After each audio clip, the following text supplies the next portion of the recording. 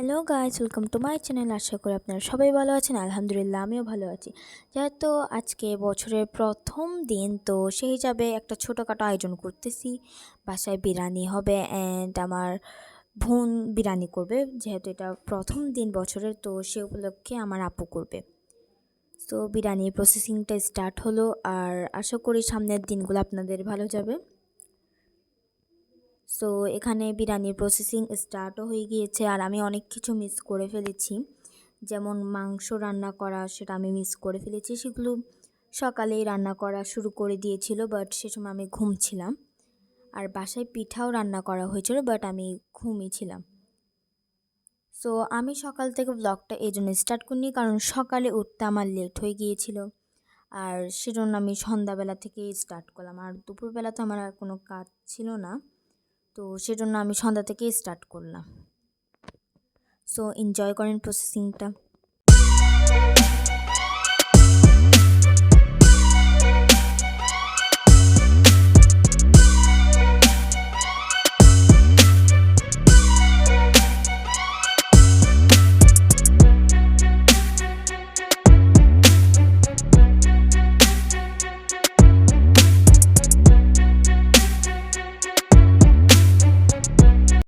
So আবার চলে এসেছি আমার আজাইরা ভয়েসটা নিয়ে। সো এখানের মধ্যে কিচেনে এতটা পরিমাণ গরম ছিল, মানে ইচ্ছা করছিল মানে ভিডিও টিডিও বাদ দিই, কিছুক্ষণ গিয়ে ফ্যানের নিচে বসে থাকি।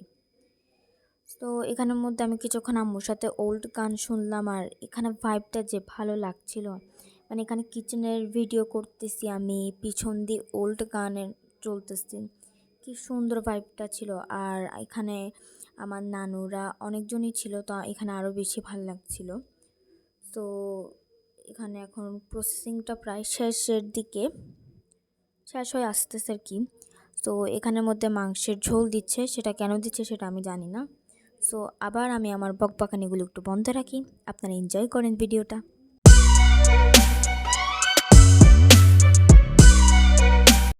ফ্রাই করা আলু ছিল, আর এগুলো বেরেস্তা ছিল। আর এরপর কিছুক্ষণ গান শোনার পর আবার আমি কিছুক্ষণ পর করে বেলকুনিতে যাই। এখানে মানে দেখতে চাচ্ছিলাম যে ঠান্ডা পড়তেছে কিনা, তো ওখানে ঠান্ডা পড়তেছিল। যাই হোক, রাত্রে তো পড়বে স্বাভাবিক। তো মনে করেন আমাদের বিরিয়ানি রান্না করা প্রায় শেষই। এখানে যে ডিলিশিয়াস ঘ্রাণটা বের হচ্ছিল, বলার বাহিরে।